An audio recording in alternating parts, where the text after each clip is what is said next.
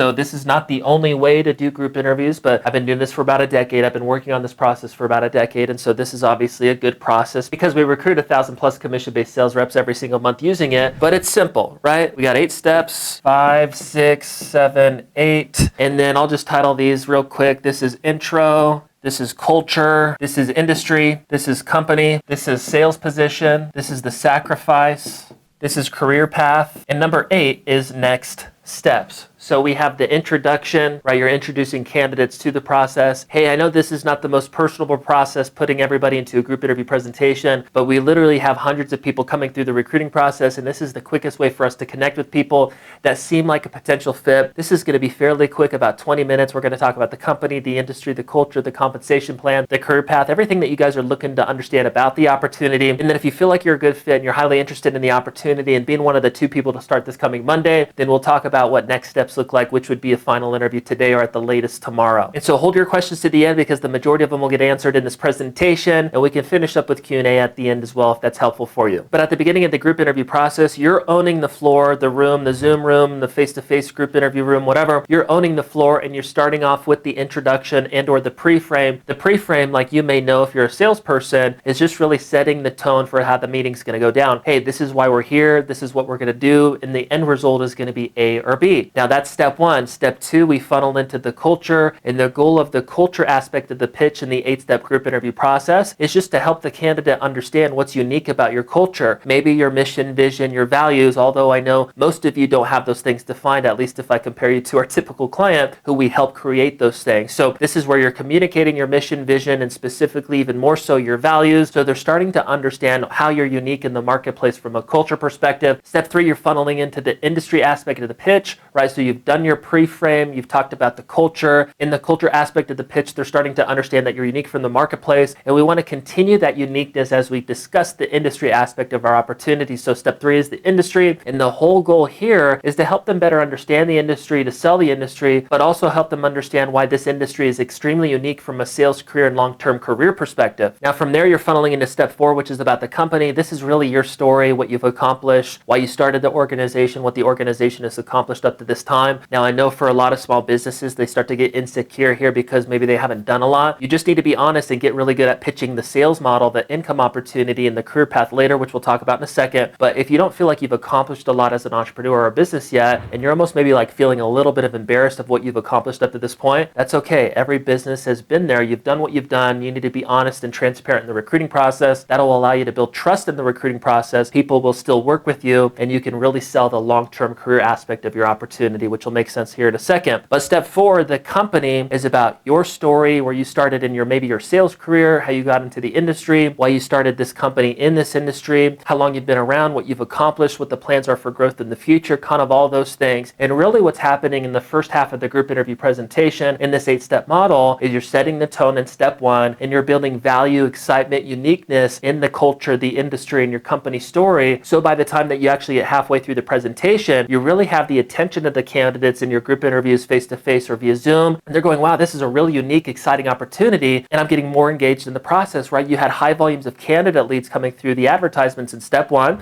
You took them through a light screening and scheduling process, just basic administrative work. You're pumping them into a group interview, and this is where you're really selling the opportunity. The first half of the group interview is building value and uniqueness and excitement in your industry, your culture, your company story, all of that stuff, so that when you start to communicate in the second half, maybe the unsexy aspects of your opportunity, like, hey, you're not making money for 30 to 60, 90 days. There's no salary. There's no training pay. There's no leads. You're self-generating and closing your own deals. You're knocking 100 doors per day. You're making 100 phone calls per day and setting your own appointments, or whatever it is that's typically unattractive about your opportunity. It's not as heavy from that point or as negative to the candidate that you may think, because you've built so much excitement in the first half of the presentation. Just like a sale, if I go into a home or a business, I don't go, hey, here's the price and here's what we do. I build value in what we offer, and then I drop price later. So by the time that I drop price, it's not too big of a deal. The same thing is happening when you're recruiting people into your commission-based sales opportunities. You're building value, excitement, career path, all of this stuff. So maybe the typical unattractive aspects of your opportunity are no longer attractive because all of the other things are so amazing and so unique that they go, wow, this is freaking awesome and I want to work with you. So then we funnel into step 5, which is like the sales process, the sales roles. By the way, what's really cool about this group interview process, you can recruit multiple positions at one time. So as an example, we have a lot of organizations that are hiring setters, self-gen closers, and closers who take leads. or maybe setters and closers, or maybe self-gen closers and appointment setters, or a mixture of 2 to 3 roles at a time. That's very common within our client base. Although if you only have one, that's totally cool too. But my point is you can recruit multiple people into multiple roles at the same time. So as an example, if you're a roofing company and you have canvassers that set leads on the doors, you have self-gen closers that self-generate and close their own deals, and you have closers that are the top performers who take leads from the canvassers, you can actually communicate all of those opportunities in one presentation and funnel them into final interviews based on their background, their interest, and their skill set, and close them into whatever opportunity that you desire. Now from there, we're funneling into step 5, which is like the sales process, the sales roles, kind of the high-level income ranges. You're not going crazy into detail here. They're starting to understand very clearly if it's outside sales, they're self-generating and closing their own leads, it's remote, it's in a call center, here's the income ranges, it's all commission, right? They're starting to get a basic understanding of the sales opportunity. You need to understand that this group interview model, you're pumping bodies into the group interview and you're selling your opportunity. So it's really an educational sales process, and they get to the end of the 20-ish minute presentation and they're either interested or not. By the way, 50% on average after your first 30 days of practicing the group interview, 50% of the people in the group interview will be interested in taking next steps into a one-on-one.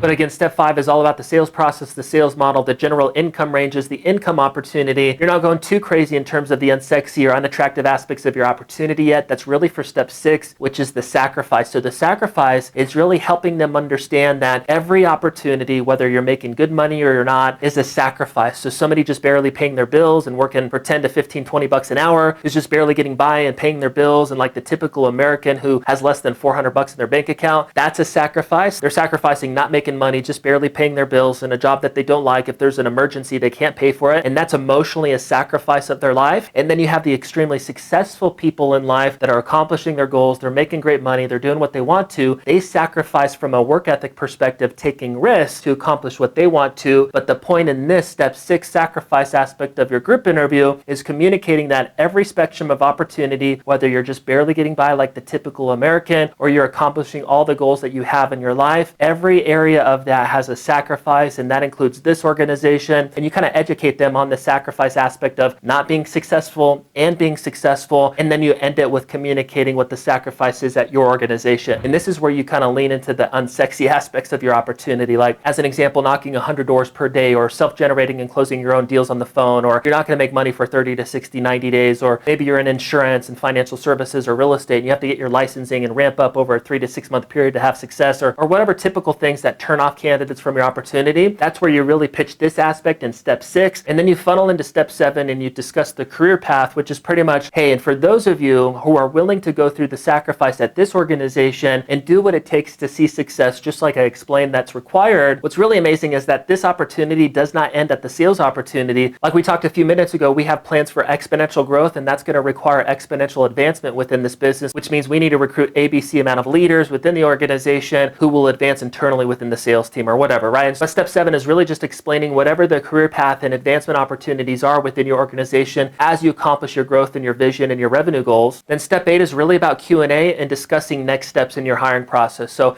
as an example, you've gone through steps 1 through 7, you end on the career path, and you get to step 8 and you're about to wrap up the presentation, and you go, okay guys, so that's pretty much the basics of the opportunity. I know there's probably at least a few questions. Let's kind of open it up for Q&A. We got about 5 to 10 minutes, so let's see what we got. And then you can open it up for Q&A. As a side note, in your first 30 days of doing the group interview, you'll notice that everybody kind of has the same questions, and you can start to add that stuff back into the group interview to eliminate questions in the future to make sure Q&A goes really quickly. But you'll get done with your questions in 5 minutes or so, and then you'll go, so, okay guys, it looks like that's about it for the questions. If you feel like you're 8, 9, 10 out of 10 interested in everything that we just went over, and you could see yourself being one of the 2 to 3 people to start this coming Monday, what I want to do is I want you to stay in the call and we'll talk about next steps in the hiring process. If you feel like you're not at least 8, 9, 10 out of 10 interested in everything we just discussed, I appreciate you being here so much today. We wish you the best of luck in your future, but this probably isn't the right opportunity for you. So you're more than welcome to jump off the Zoom call. We wish you the best of luck in your future. Thank you so much. And then people start to jump off the call. Again, it doesn't have to look just like this. You can keep everybody else on to the end, and then you funnel them into next steps, which is scheduling the one-on-one. But there's kind of a million processes for that. Depends on the situation. I'm not going to get too much into the weeds there, but you kind of get a gist of the process. The general goal here is to funnel the people that are highly interested in the opportunity into one-on-ones right after the group interview, and or the latest the following day for final interviews, and that's where we want to close them. So let's talk about the final interview, step 4.